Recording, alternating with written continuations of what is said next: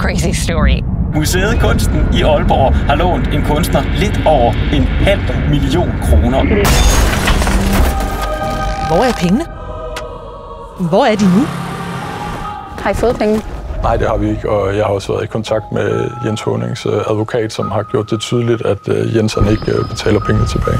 Jeg kan bare komme ind. Jeg er sgu ikke ude efter en fredelig, fordragelig løsning på noget som helst. Altså. Værket er, at der mangler 500.000.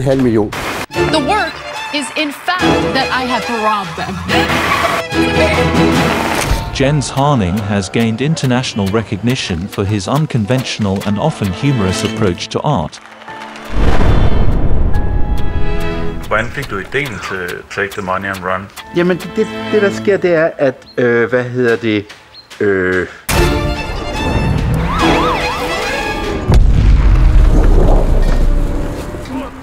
Mandag morgen valgte Kunstmuseet i Aalborg og sagsøge Jens Honning. Det gør de da ikke. Altså, det er simpelthen for skørt. Det er godt nok mange penge, der mangler her. Så en dårlig beslutning. Men hele mit liv har været en dårlig beslutning.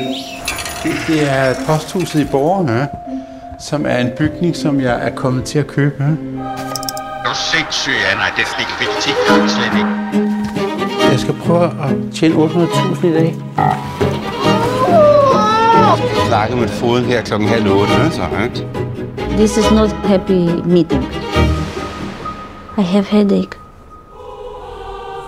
Vi skifter bank. Hej. Og så afvikler de firmaet, eller hvad? Hvorfor fanden har I ikke spurgt, at det her er et kunstværk?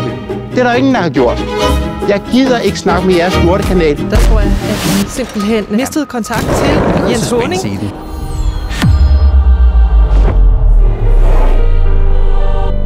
Det er ved at have varet et stykke tid, er vi enige? Jeg er bekymret for, at det sidste ende faktisk går ud over dit eget helbred.